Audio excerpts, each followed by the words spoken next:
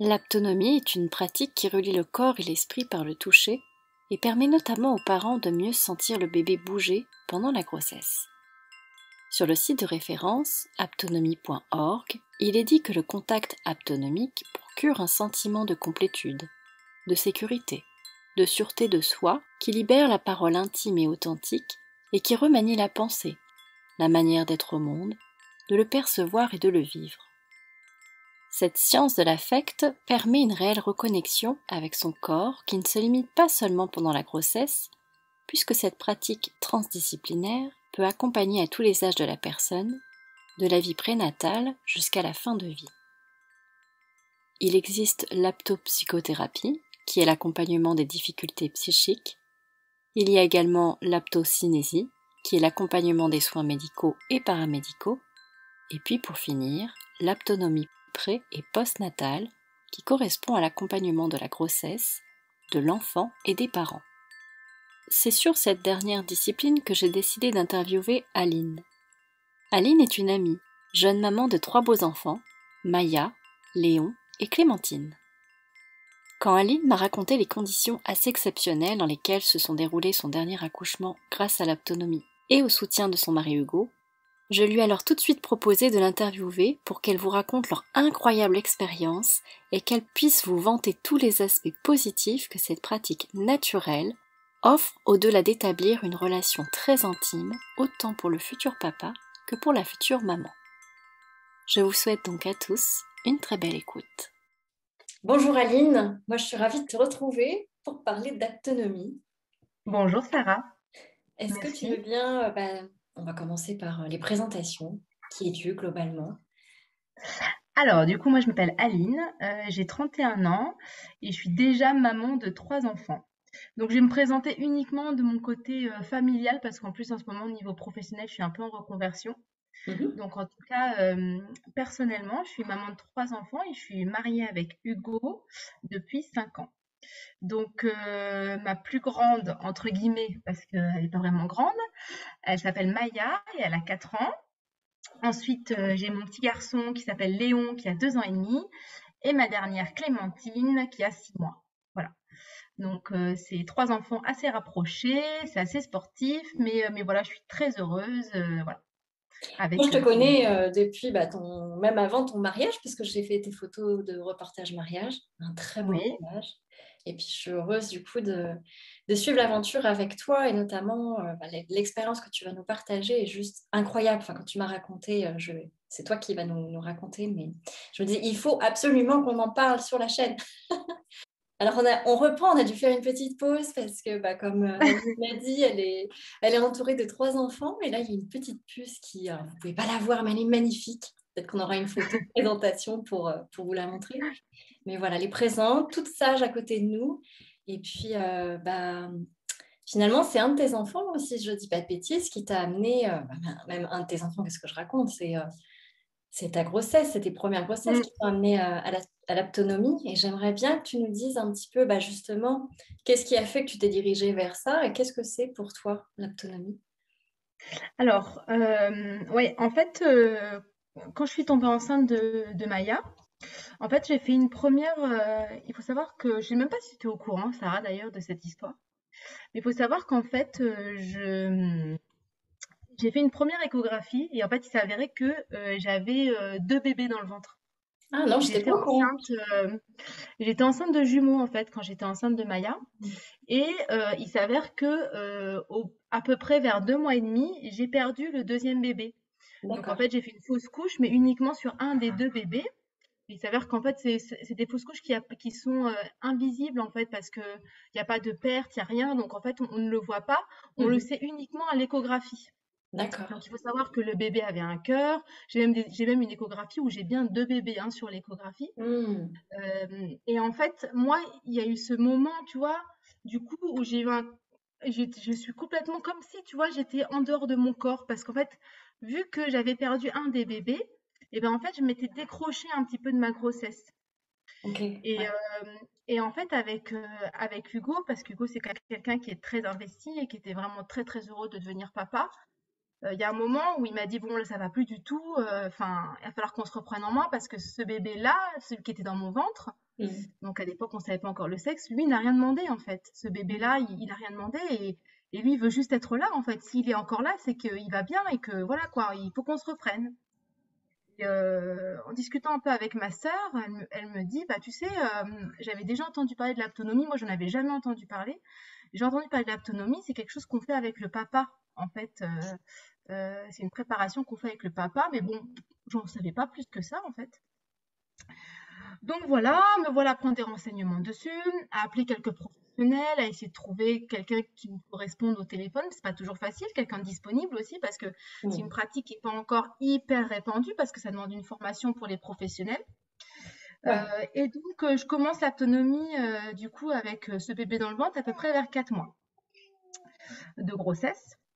Voilà, donc c'est un moment où tu sens pas encore le bébé bouger en fait. Hein. Tu commences l'autonomie en fait, tu peux commencer dès le début de la grossesse. T'es pas obligé. Tu peux même le commencer en amont, à vrai dire. Tu peux même commencer pour tomber enceinte plus rapidement. Ça fonctionne Mais alors, également. quelqu'un qui n'a jamais entendu parler de ce mot, parce que moi c'est pareil, c'est toi qui m'as appris l'existence de ce mot, Oui.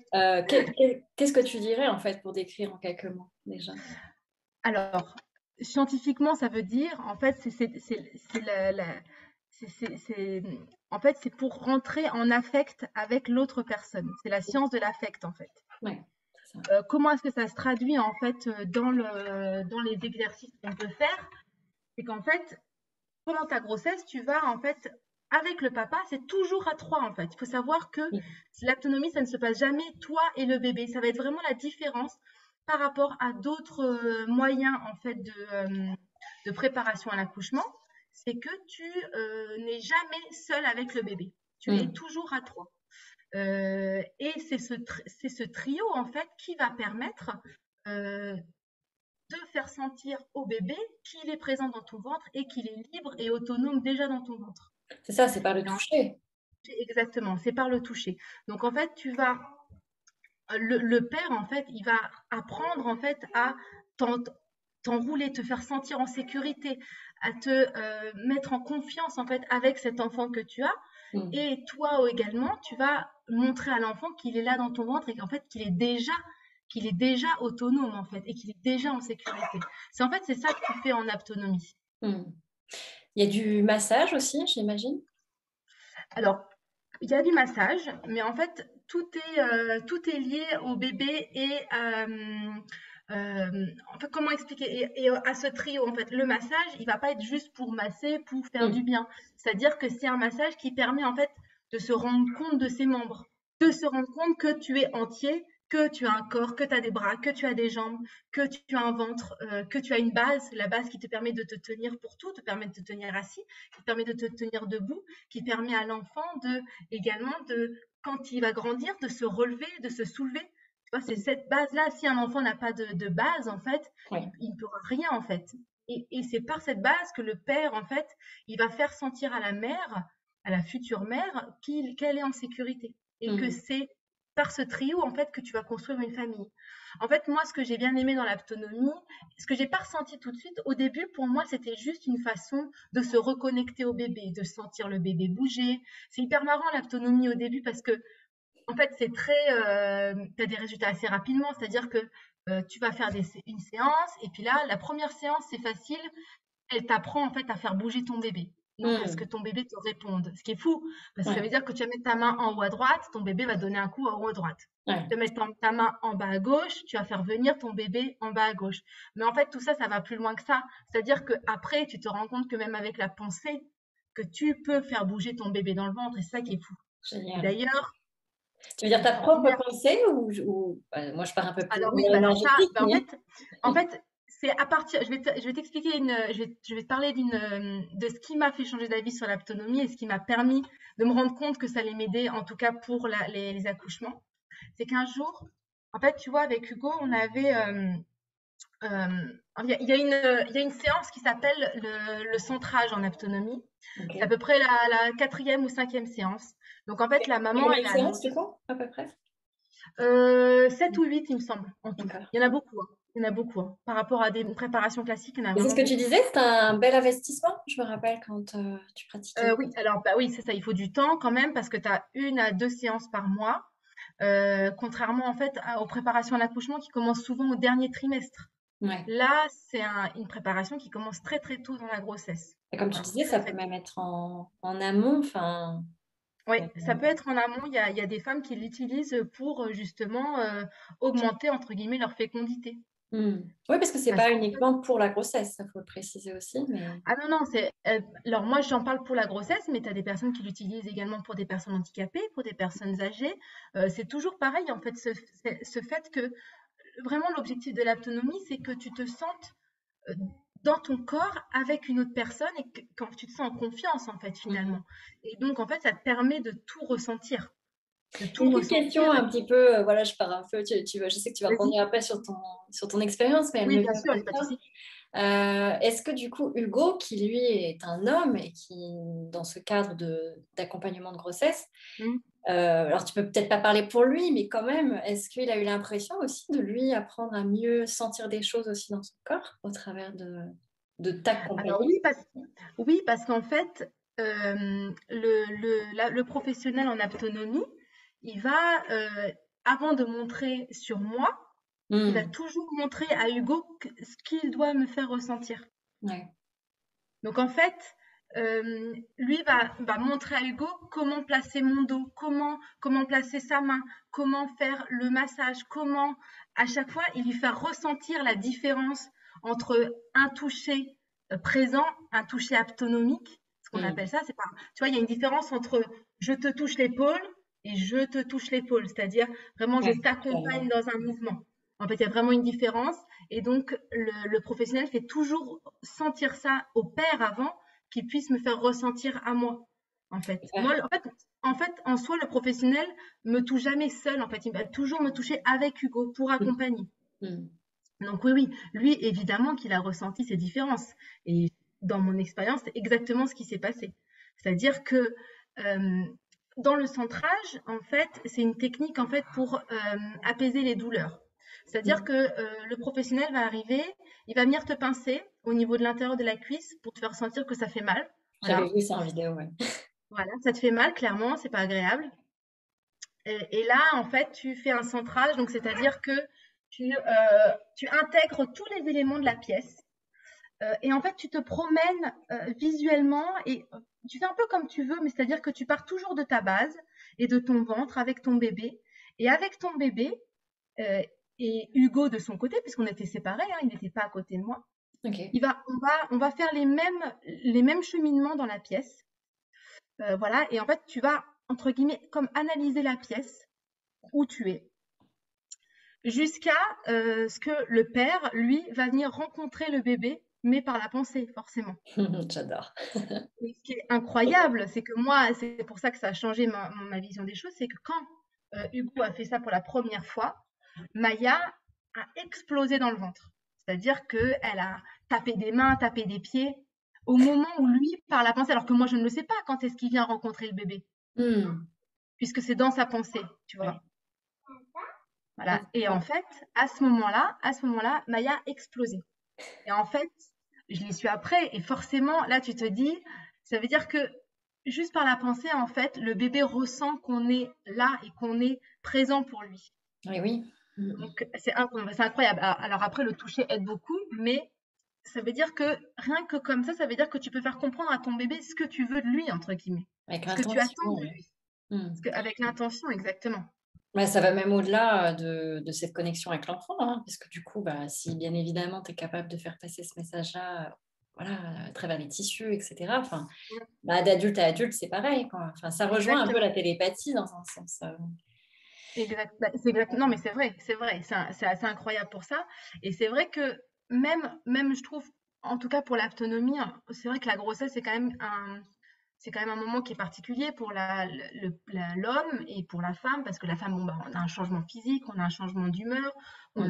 on a des émotions qui sont exacerbées. Enfin, c'est assez particulier comme situation. Oui, Et puis chaque l'homme, grossesse est différente, je pense. voilà, exactement. Et je trouve que en plus, ça permet vraiment un rapprochement entre guillemets dans le couple. Parce que bah, tu apprends à te faire confiance, en plus tu fais des exercices chez toi, donc c'est pas juste Hmm. tu fais des séances, hein, tu t'entraînes, voilà. C'est un vrai accompagnement de couple avec le bébé. Enfin, j'allais dire pour le bébé, non, mais c'est avec le bébé. Et donc vraiment, tu t'entraînes à devenir parent en fait finalement. Tu Hmm. t'entraînes pendant ces 9 mois à devenir parent parce que bah, pendant 9 mois, tu t'en es déjà occupé finalement. Tu t'en es déjà occupé. Ça doit rassurer, pour Mm, la première grossesse surtout. exactement. Oui, exactement. Donc voilà. Pourquoi est-ce que j'ai commencé à faire de l'autonomie? Alors du coup, est-ce que tu veux nous parler de cette fameuse expérience qui a, enfin, à mon sens, elle est juste incroyable quoi, par rapport Mm, à l'une de tes grossesses, ou devrais-je dire mm, l'un de tes accouchements, ouais. et où l'autonomie, j'ai l'impression que si tu n'avais pas eu cet outil-là, tu n'aurais pas du Mm, tout vécu la chose de la même façon. ouais. Alors, il faut savoir qu'en fait, mon dernier accouchement, donc celui de Clémentine, moi, je considère que Clémentine s'est donné la naissance toute seule. Mm. Voilà, c'est comme ça que je l'analyse. Euh, Pourquoi j'analyse ça? C'est que, euh, voilà, en fait, en autonomie, on apprend à l'enfant à se déplacer, à sentir déjà son propre corps dans le ventre. Il faut savoir que quand j'ai accouché de Clémentine, en fait, elle était déjà prête à sortir sans me prévenir. Mm. Comment est-ce que ça s'est matérialisé? C'est-à-dire que, voilà, avec Hugo, on était en vacances tous les deux. On était en vacances tous les deux et voilà, on a fait des petites choses détentes le matin, tranquille. On a fait la sieste, on a été manger au restaurant. Enfin voilà, aucune douleur, en tout cas pas de douleur de contraction. C'était quand même mon troisième enfant, donc je sais comment ça se passe. J'étais à 3 semaines d'accoucher, donc je n'allais pas accoucher normalement tout de suite. Mm. Il n'y avait pas de risque en soi. Voilà, j'avais été voir ma sage-femme, j'avais le col qui était complètement fermé un jour avant, donc j'avais le col complètement fermé. Pas de signe annonçateur en tout cas d'accouchement, donc c'est pour ça que j'étais partie en vacances de manière très sereine avec Hugo. Donc voilà, et puis on va dans la piscine, et puis avec Hugo on rigole, voilà. Je lui dis oh là là, tu te rends compte, j'ai même pas pris le siège auto. Si j'accouche, au cas où si j'accouche, il va falloir que tu fasses l'aller-retour. On était à Grenoble et nous on habite à Lyon. Il va falloir que tu fasses l'aller-retour parce qu'on pourra pas ramener le bébé, au cas où. 2 secondes après, j'entends un plop. Et là, je me dis, oh, c'est bizarre. On dirait que, enfin, comme si j'avais ressenti, alors que j'étais dans l'eau, donc c'est assez particulier, hein, la sensation dans l'eau. Mm. Et en fait, je sens un plop, et là, je me dis, mais c'est vraiment étrange ce qui vient de se passer. J'ai l'impression d'avoir fissuré la poche des os. Je sors de la piscine, aucune contraction. Je me dis, c'est bizarre quand même. Je vais voir Hugo, je lui dis, écoute, je pense que j'ai dû fissurer la poche des os. Je pense qu'on devrait aller à l'hôpital. Mais aucune contraction. On se Ok. déplace, on va jusqu'à dans l'ascenseur, donc il y a une vingtaine de mètres, quoi. Première contraction très douloureuse. Je dis, bon, oula, oui, là j'ai une contraction douloureuse, sachant que pour mes 2 premiers accouchements, euh, mes contractions ont été très peu douloureuses parce qu'en fait, avec l'accompagnement autonomique, Mhm. j'avais très très bien su gérer ma douleur déjà. Et mes contractions avant 7-8 cm de dilatation, je ne les sentais pratiquement pas. Faut savoir que, voilà. C'est Et déjà en fait, énorme. de quoi? C'est déjà énorme. Oui, oui, mais c'est une question. En fait, il faut savoir qu'en fait, en autonomie, quand tu accouches, t'es pas juste là, tu vas pas dans tes pensées. C'est-à-dire que Oui, tu es non. présent. Tu sais que tu vas accoucher, tu sais ce qui va se passer dans ton corps. C'est-à-dire que Mm. tu sais que le bébé va descendre et le père, il est là pour toi. C'est-à-dire que à chaque contraction, c'est un moyen que tu as de faire venir le bébé. Ouais. En fait, c'est ça, en fait, en autonomie, tu es vraiment dans le concret, c'est-à-dire que tu n'es pas là à penser à des choses. C'est pour ça d'ailleurs que tu ne peux pas, par exemple, faire de l'autonomie et de la sophro, ça va pas très bien ensemble. Puisque tu D'accord. n'es pas là, voilà, ou même de la respiration. Tu n'es pas là à essayer de gérer quoi que ce soit. Tu sais que ça va arriver. Mais en fait, Ok. en sachant ça, tu gères ta douleur. C'est ça qui est étonnant. C'est-à-dire que c'est ça qui est assez particulier quand même, parce que tu te dis, tu sais que tu vas souffrir, je sais que je vais souffrir, je sais que mon bébé va passer par un endroit qui est fait pour ça de toute façon. Mm. Euh, et que chaque contraction, si elle est bien gérée et que j'accompagne mon bébé vers la sortie, ça ira plus vite, entre guillemets. Ouais, ouais. Ouais, t'es dans la pleine présence, quoi. Tu es vraiment dans la pleine présence et le papa est là pour t'aider. C'est-à-dire il est là, la main sur le ventre, la main sur la cuisse, la main sur le dos, à chaque contraction, à penser à la descente. Tu penses, le papa et la maman pensent à la descente du bébé. C'est-à-dire que tu t'imagines le bébé dans le ventre en train de descendre. Je sais plus, tu as déjà fait un accouchement sans que Hugo soit physiquement proche de toi?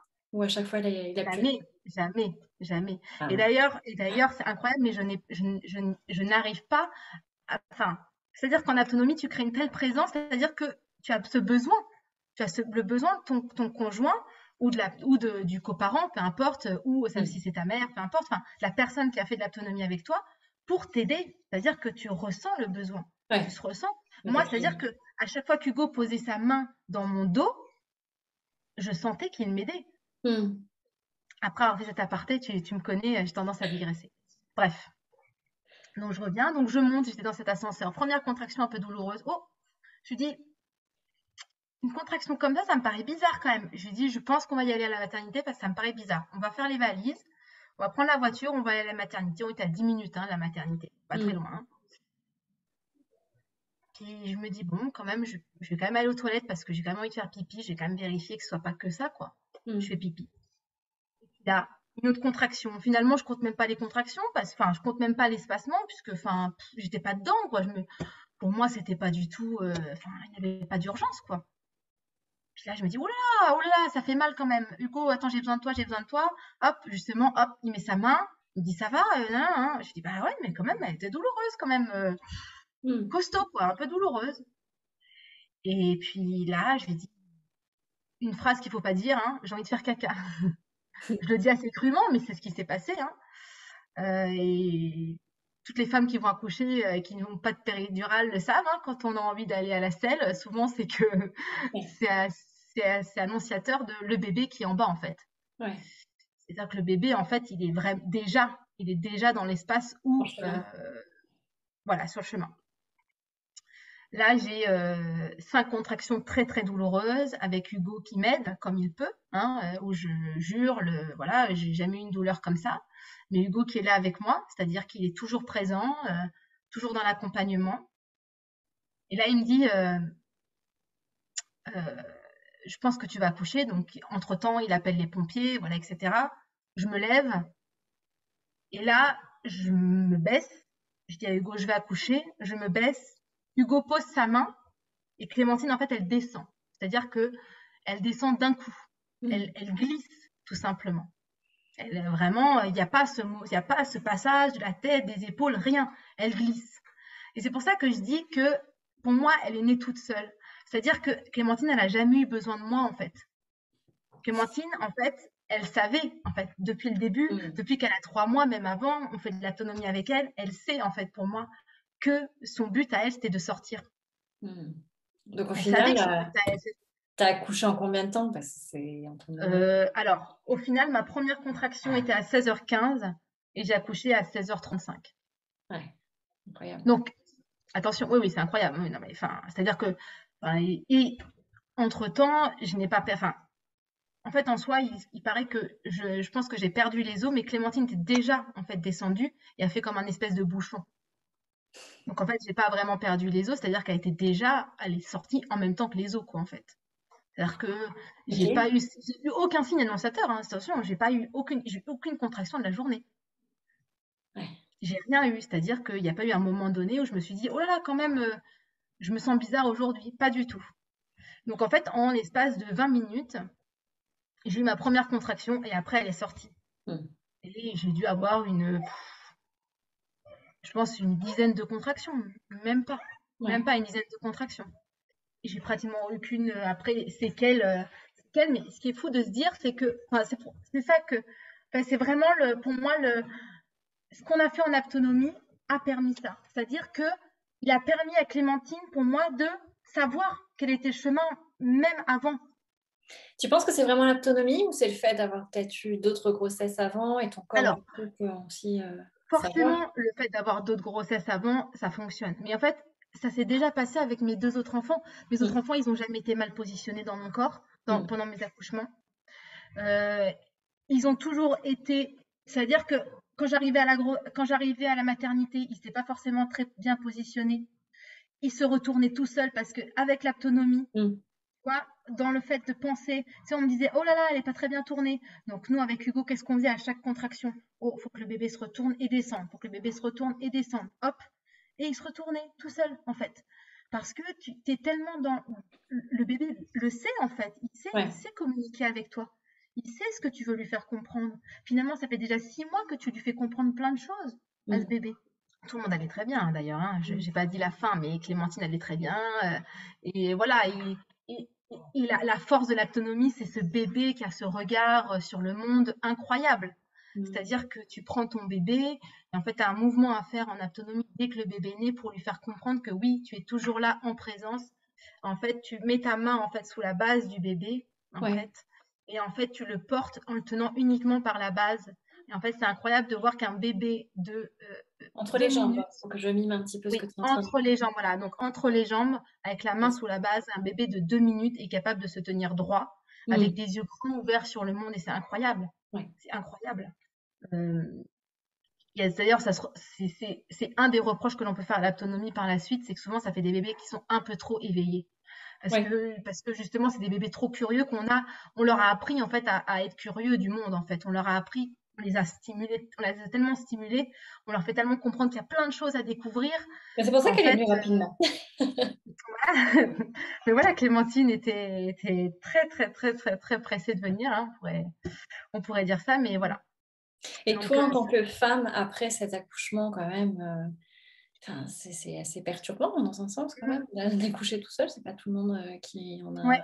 la capacité, la force. Voilà. Comment Alors, ça t'a aidé au niveau de ton corps, physiquement même, à t'en remettre? il faut savoir qu'en autonomie, tu as toujours un accompagnement post-natal. T'es jamais laissé en fait. Ok. C'est pas un accompagnement comme tu disais tout à l'heure. Tu as un accompagnement du coup pendant la grossesse, mais tu vas avoir un accompagnement également après pour le bébé et pour toi. Et en fait, la première séance, elle se fait entre 3 semaines et un mois après l'accouchement. Et en fait, c'est une séance qui permet justement de te recentrer sur toi-même Mm. et entre guillemets, de réintégrer ton corps. Ouais. Donc ça, moi, je l'ai fait à chaque fois. Oui, parce que je pense qu'une À fois que tu chaque... as accouché, tu portes toute ton attention sur l'enfant, sur ses besoins, et Oui, toi, tu c'est ça. t'oublies un petit peu. Ah oui, c'est ça. D'ailleurs, c'est souvent pour ça qu'on va faire des baby blues ou des dépressions postpartum Mm. parce que tu t'oublies en fait, forcément. Oui, en plus de la chute d'hormones, oui, je pense que. Mm. Voilà, c'est ça. Donc tu t'oublies complètement. Tu fais en sorte que ton bébé ce soit le centre du monde et que tout aille bien pour lui. Si tu es en plus une personne comme moi qui ne supporte pas les pleurs, bah, tu fais tout pour que ton enfant ne pleure pas. Voilà. Donc voilà, mais cette séance en fait qui est faite environ 3 semaines après, moi à chaque fois je fonds en larmes hein, pendant cette séance et 3 fois j'étais une vraie Madeleine parce qu'en fait c'est comme si tu revivais tout en fait pendant cette séance. Tu Mm. revivais ta grossesse, tu revivais ton accouchement et tu redeviens la personne que tu étais avant en fait. Mais je pense qu'il y a un petit deuil quand même à faire voilà, Exactement, de exactement. oui, d'être de Ah, nouveau seul, quoi, dans un Ah sens. oui, ah oui. Et puis, du fait que ce soit une nouvelle personne, parce que Mm. surtout pour une première grossesse et un premier accouchement, tu es une nouvelle personne. C'est-à-dire que Ouais. tu crées une personne que tu n'étais pas avant. Tu n'étais pas mère avant ça. Oui. Tu étais Oui. une femme, tu étais une jeune fille, tu étais une adolescente, tu étais une femme, une amante, tu étais plein de choses, mais tu n'étais pas mère. Oui. Et de devenir mère, c'est quelque chose qui est assez déroutant en fait, parce que c'est quelque chose que tu ne connais pas et qu'on ne t'apprend pas en fait finalement. Et oui, c'est la vie qui nous Donc, l'apprend. voilà, exactement. Tu fais plus ou moins bien, mais tu fais ce que tu peux après. Bah oui, il faut faire du mieux qu'on peut, c'est sûr. Ouais, donc j'imagine bien que cette pratique, enfin, la question elle va de soi, mais elle se substitue pas du tout à d'autres accompagnements avec une sage-femme ou enfin, une Alors, gynécologue. en fait, non, enfin, de toute façon, il faut que tu aies un suivi gynécologique ou avec une sage-femme. Moi j'ai toujours fait en fait de l'autonomie avec une sage-femme. Mais après, tu peux le faire avec. Il y a aussi des kinés qui le font, il y a aussi des psys qui le D'accord. font. Ça dépend hein, de ce que tu veux comme type de suivi. Bon, quand tu es enceinte, je pense que le mieux, c'est quand même la sage-femme parce que du coup, elle va vraiment t'expliquer la descente du bébé dans le bassin et puis après l'expulsion, etc. Mais moi, j'ai toujours fait à côté mes rendez-vous chez la sage-femme tous les mois dans mon hôpital. Pour le côté quand même un peu entre guillemets scientifique, parce que l'autonomie, c'est pas scientifique, c'est-à-dire que c'est des émotions, c'est des sensations, c'est des câlins, c'est des ressentis, mais t'as pas vraiment de côté scientifique, c'est-à-dire, voilà. Ouais. Voilà, Donc, c'est t'as complémentaire. pas ça. Donc, c'est quand même bien d'avoir un suivi, de toute façon, chez la sage-femme, tous les mois, bien sûr, faut absolument pas enlever ça. Ça n'enlève pas ça. Donc, toi, clairement, l'autonomie, tu recommandes à n'importe qui, en tout cas pour accompagner dans la grossesse, quoi. Ouais. Ah, pour accompagner dans la grossesse, je recommande à n'importe qui, mais après, ça peut être, ouais, comme tu disais, ça peut être pour des personnes qui ont des difficultés, même enfin, pour tout. Ça peut être des personnes âgées qui vont avoir des difficultés à se mouvoir, ça peut être des personnes tout simplement qui ont eu un grave accident pour pouvoir retrouver, en fait, se retrouver, entre guillemets, dans son corps, quoi, tout simplement. On discutait tout à l'heure avec Sarah, c'est que euh, j'expliquais que pour Maya, en fait, j'ai demandé la péridurale à peu près vers 7 cm de, de dilatation. Et en fait, à partir du moment où j'ai demandé la péridurale, euh, en fait, c'est comme si tu faisais plus d'action autonomique. En fait, à partir du moment où tu la demandes, tu dis à ton corps, bon, c'est bon, maintenant, j'en veux plus. Et en fait, à partir du moment où je l'ai demandé, là, j'ai eu mal. Alors que avant, tout le processus jusqu'aux 7 cm, j'avais pas de douleur en soi. J'avais pas de douleur. C'est ça qui est fou. Et le temps qu'on me pose la péridurale, parce que bien sûr, entre-temps, il y a une femme qui a accouché, qui a eu une césarienne d'urgence, donc il a fallu 3 quarts d'heure pour venir me poser la péridurale, mais c'est pas grave. Il y a eu ces 3 quarts d'heure-là où j'étais plus présente avec mon bébé et Hugo n'était plus présent avec moi. Ouais. On s'était déconnectés. Et c'est pour ça que je sais à quel point ça a une force sur le corps et sur la douleur. C'est-à-dire euh, que ces 3 quarts d'heure-là, c'était 3 quarts d'heure pour moi qui étaient hyper intenses niveau douleur. C'est-à-dire vraiment, j'ai eu mal, j'ai eu mal. Alors qu'il n'y avait pas forcément de processus d'avancement sur mon col, ça n'a pas forcément fait quelque chose. Ouais, j'avais juste mal pour rien en fait en soi. Ouais. Voilà. Et donc après, on m'a posé la péridurale, donc après, j'ai plus rien senti, mais voilà. Et pour Léon, j'ai demandé à ce qu'on une péridurale déambulatoire. Donc c'est une péridurale, tu sais, où tu peux marcher. Oui, ok. Et donc ça, pour des femmes qui ne savent pas choisir entre la péridurale ou sans péridurale, franchement, je le conseille. Parce que c'est super, parce que tu peux décider si tu appuies ou pas, en fait, sur sur l'anesthésie. Ouais. Et en plus, c'est une anesthésie qui est très faible. Voilà. Donc moi, en fait, ce que j'ai fait, c'est que je n'ai pratiquement pas appuyé, à part au moment où elle m'a dit, d'ici 5 minutes, on va accoucher. En Ouais. gros, c'est ce qu'elle m'a dit. Et à ce moment-là, j'ai appuyé pour me mettre de l'anesthésie. Mais en fait, avant, donc ça veut dire tout le processus pour Léon, il a été très long. Je n'ai pratiquement pas eu mal. Hugo a été là derrière moi pendant les 8 heures de travail, à me tenir le dos, à être là à chaque contraction, à faire descendre le bébé, etc. Et à chaque fois, j'avais cette sensation que le bébé descendait et qu'il m'aidait. Même ça a été très long, hein, c'était pas rapide hein, pour mes 2 premiers. C'est pour ça que je ne m'attendais pas à ce que Clémentine arrive aussi rapidement aussi. Ouais, je comprends. Mais en fait, la douleur était masquée, entre guillemets, par l'intention de faire naître le bébé, je pense. Et puis Et Clémentine, tu disais que tu n'avais quasiment pas eu mal. Clémentine, j'ai eu mal 5 minutes. Clémentine, j'ai eu mal 5 minutes. En tout, je pense 5 minutes. Parce que les contractions, tu sais, ça monte, ça descend. Donc si tu fais le total, ça a dû être 5 minutes de douleur. Et puis ça a été tellement vite que je pense que là, je vais pas dire que ton attention, elle est moins portée sur la douleur, tu es plus dans l'action de aussi... c'est-à-dire que tu te dis, qu'est-ce qui se passe, quoi, quand même. Il y a quand même un moment donné où tu te dis, qu'est-ce qui se passe dans mon corps, que là, je ne le maîtrise plus, en fait. Et dans ce moment-là, tu te dis, heureusement que tu es accompagné par la personne qui t'a accompagné pendant ces 6 derniers mois. Ouais, ça doit être déroutant en tant que femme de ne pas sentir que ça vient, en fait. Tu subis En fait, et d'ailleurs, c'est assez étonnant parce que je pense que ça, c'est aussi par rapport à ça c'était assez perturbant, mais c'est vrai que même pour Maya, hein, dès le début, dès mes premières fois où j'ai fait de l'autonomie, je me suis levée en pleine nuit et j'ai dit, je pense que j'ai des contractions. Je pense. Et Hugo me disait, mais comment ça tu penses? Bah, écoute, je sais pas, je sens un truc dans mon corps et je pense que j'étais tellement, tu vois, j'avais confiance, c'est-à-dire que je savais que j'allais accoucher et je savais que c'était quelque chose qui allait être douloureux. Et en fait, rien que de te dire que ça va être douloureux et que oui, c'est naturel et c'est normal et que Mm. c'est comme ça, et ben en fait, ça t'enlève cette partie de douleur. Tout à fait. Et vraiment, moi, je suis arrivée à la maternité avec Maya, je me souviens très bien, j'étais là. Est-ce que je vais accoucher? Est-ce que je vais pas accoucher? Je sais pas. Mm. La sage-femme me regarde et dit, Madame, vous êtes dilatée à 4 centimètres, donc vous allez accoucher. Tu as fait de la visualisation. Oui, c'est ça. C'est ça. J'ai fait de la. Mais c'est exactement ça. Tu visualises, même pour les petites contractions de début, je me dis, ah bon, bah oui, non, je sens que ça descend. Je sens que ça arrive. Oui, et tu vois, je savais exactement où était mon bébé à chaque fois, en fait, dans mon corps. Ah, Je c'est beau. savais qu'il était en haut, en bas. Est-ce qu'il était tourné sur le côté? C'est fou, en fait, de sentir ça, tu vois. C'est fou. C'est fou. Ça donne envie d'être enceinte, dis donc. Pas pour Moi, la c'est partie bon, douleur, j'arrête. par contre. Moi, c'est bon, j'arrête. Ouais, t'as donné. Je comprends. Et je voulais juste rajouter quelque chose par rapport à l'autonomie, enfin, le post-natal. C'est-à-dire que tout à l'heure, j'ai parlé Mhm. de l'accompagnement pour moi, mais il faut savoir que l'autonomie, c'est un accompagnement pour le bébé également en post-natal. Oui. C'est-à-dire que pour Clémentine,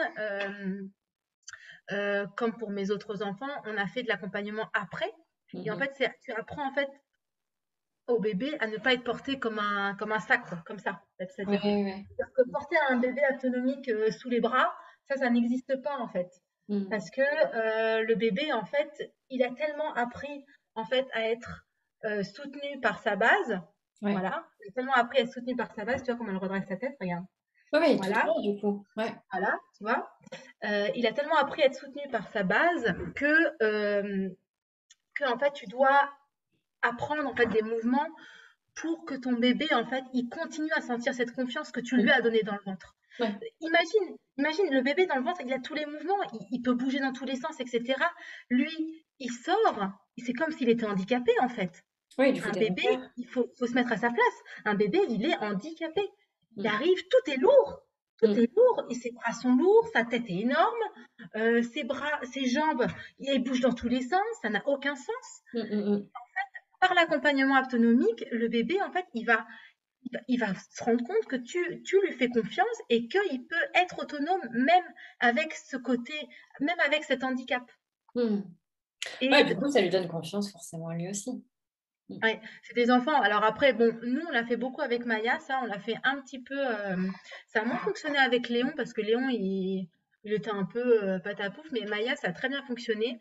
On la prenait en fait par la base. Il y a des vidéos qui existent sur Internet si les gens veulent aller voir. On la prenait par la base, donc sous les fesses, hein, la base, c'est sous les fesses. On la prenait par la base comme ça, on la tendait, le bras Mhm. tendu, Hugo le faisait, et elle tenait Ok. seule. Elle tenait seule. Et donc ça, on l'a fait avec Maya à partir du moment où elle avait à peu près 3 4 mois jusqu'à très longtemps. Mhm. Il y a même des gens qui font tenir leurs enfants sur la pointe des pieds, hein, c'est-à-dire tu Ouais, peux c'est trouver des vrai. vidéos sur Internet, parce que en fait, c'est toujours pareil. Tu apprends à ton enfant à être en verticalité. Mhm. C'est voilà, c'est un être vertical, et tu lui apprends, même s'il ne sait pas marcher, même s'il ne sait pas se mettre debout, à Mhm. être quelqu'un vertical en fait, être droit, Ouais, tout à sentir simplement. son centre en fait. Exactement, exactement. Ouais. Donc c'est assez impressionnant hein, d'ailleurs à voir. On se dit oh là là, mais ils sont fous ces gens, mais en fait c'est juste l'intention et la confiance que tu donnes en ton bébé Oui, en fait. oui, oui. Il y a beaucoup de choses. Ben, moi, j'avais lu le livre Continuum. Je trouvais ça passionnant aussi. Et ils expliquaient justement, bah, c'est pas tout à fait en lien avec forcément des nouveau-nés, mais ils expliquaient justement l'étude dans les tribus africaines où bah, ils laissaient en fait les enfants bah, aller au bord du puits, alors que nous, Français, on serait là tout de suite à aller courir derrière. Et l'enfant sent justement que bah Il y a oui, du il peut y limite. avoir un danger, mais en même temps, on lui fait confiance. Et cette confiance-là fait que bah, il ne va pas tomber dans le puits. Ouais, bah oui, Et ouais, c'est après, c'est ça, c'est énergétique, c'est l'intention mm, qu'on porte, on projette nos peurs ou exactement. au contraire, on projette la confiance on envoie Ah, non, mais au bébé. Du coup, est-ce que tu aurais des références à nous partager? si tu veux faire de l'autonomie en fait, La première chose à faire, c'est de se rendre sur le site internet l'aptonomie.org. Donc c'est le site qui a été mis en place en fait par Catherine Dolto. D'accord, je mettrai les références en description. Voilà, donc là-dessus, tu as toutes les références. Donc, déjà, tu as l'explication de ce qu'est l'aptonomie. Et ensuite, après, tu as les professionnels qui ont été formés en aptonomie, en véritable aptonomie. Si on tape Catherine Dolto aptonomie, elle explique beaucoup de choses sur l'aptonomie qui sont hyper intéressantes. Voilà, il y a peu de vidéos avec le fondateur de l'aptonomie, Franz Weltmann. Il y en a très très peu parce que bon, il est quand même un peu âgé. Il y en a quelques-unes qui circulent sur la toile, mais pas énormément. Mais voilà, il faut savoir que de toute façon, Catherine Dolto, elle retransmet très très bien sa parole et sa volonté, quoi. Donc au niveau des ressources, c'est surtout ça. Et surtout, il faut savoir s'écouter. C'est-à-dire que si on commence avec un professionnel en aptonomie et avec qui ça ne fonctionne pas, il ne faut pas continuer parce que c'est un trio, mais c'est une question d'affect. C'est-à-dire que si on fait... Enfin, pas comment expliquer ça. J'allais y venir justement, peu importe les thérapies. Une rencontre affective aussi avec la sage-femme. Ouais, tout à fait. Il faut être à l'aise avec elle parce qu'elle va toucher nos corps, elle va toucher aussi l'homme, hein, le père. Donc si le père n'est pas à l'aise, c'est pas possible. En tout cas, merci Aline hein, pour toutes ces informations, ces ressources. Et on va arriver à la fin. Est-ce que tu as un mot de la fin, voilà, comment tu voudrais finir par rapport à tout cet échange? Oui, un mot de la fin, c'est que je pense que, en tout cas pour la maternité, c'est les petites parenthèses dans la vie d'une femme. C'est-à-dire que c'est que 9 mois. L'accouchement, c'est une journée, on va dire maximum. Bon, pour moi, c'était 25 minutes, mais il faut savoir que c'est des parenthèses dans la vie. Donc, je pense qu'il faut savoir rendre ces parenthèses belles, en fait, tout simplement. Il faut savoir profiter de ces moments et d'en faire ressortir que le meilleur, en fait, de ces parenthèses. Et je pense que l'aptonomie permet ça, de faire ressortir du beau, en fait, de ces moments magiques, tout simplement. Voilà, c'était mon mot de la fin. Merci beaucoup, Aline. Merci à toi, Sarah. Si vous avez apprécié cette interview, n'hésitez pas à me laisser un commentaire pour me dire ce que vous en avez pensé, ou si peut-être vous avez vous aussi eu recours à l'aptonomie au cours de votre vie. Vous pouvez aussi me laisser un pouce bleu pour me soutenir et m'encourager à continuer d'interviewer des personnes avec des histoires si inspirantes. Je vous donne très vite rendez-vous pour un prochain épisode.